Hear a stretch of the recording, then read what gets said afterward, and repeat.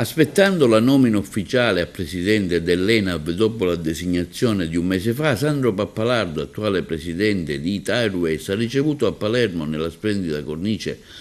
Grand Hotel Piazza Borsa, la targa di Magnifico del turismo siciliano. Premio che Pappalardo non ha potuto ritirare lo scorso 27 settembre 25, in quanto assente alla premiazione dei 7 Magnifici del turismo che si è svolta nell'ambito delle celebrazioni della Giornata Mondiale del Turismo del capoluogo siciliano, un momento particolarmente emozionante, quello della premiazione organizzata dalla Logos SRL Comunicazione, Immagine e dallo SCAL International Palermo, soprattutto perché coincideva con l'anniversario del sisma in Friuli di 50 anni fa, che portò Pappalardo e la sua famiglia a trasferirsi in Sicilia.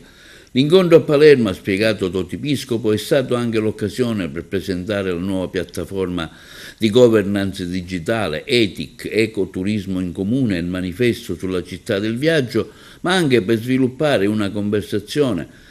con Pappalardo sui temi più attuali del turismo e del trasporto aereo, della crisi del jet fuel allo sviluppo di Ita Airways. Oggi il trasporto aereo mondiale vive una situazione particolarmente diffusa, afferma Pappalardo, sia alla chiusura degli spazi aerei di alcuni aeroporti del Golfo fondamentali per il traffico intercontinentale, sia all'aumento del costo del carburante. Per i prossimi 8 mesi, rassicura però Pappalardo, Ita non avrà problemi di carburante, anche se non possiamo escludere qualche ritocco dei prezzi che comunque fino ad oggi non si è verificato. Lufthansa, ad esempio, ha tagliato 20.000 voli, ma Ita al momento non ha previsto tagli e non ha interrotto nessuna frequenza, tranne quelli sugli scali chiusi di Dubai, Tel Aviv e Riyadh. Come Ita Airways, ha sottolineato Pappalardo, stiamo prestando particolare attenzione al network, cercando di aggredire nuove fette di mercato. Non a caso il 1° maggio abbiamo inaugurato il nuovo volo intercontinentale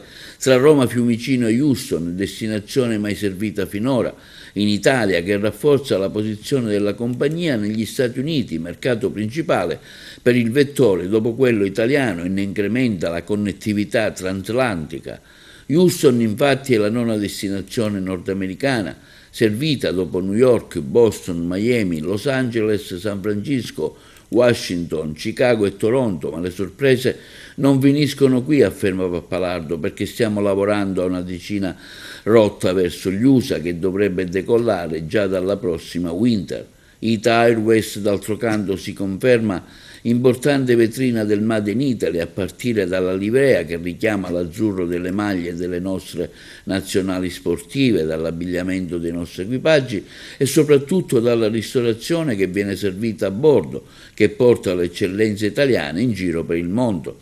La costante attenzione di Ita Airways sul network internazionale non significa abbandonare le rotte domestiche, anzi, in Sicilia, Palermo e Catania sono aeroporti strategici, ha ribadito Pappalardo, su cui registriamo una load factor strepitosa, e per questo dal 1° luglio inizieremo a volare anche dall'aeroporto di Trapani Birgi. Siamo sicuri che sarà un'altra tratta profittevole e utile per il nostro territorio. Inoltre torneranno i collegamenti stagionali con Lampedusa e Pantelleria, anche se come l'anno scorso stiamo lavorando con l'assessore regionale ai trasporti Alessandro Aricò per allungare la stagionalità dei voli.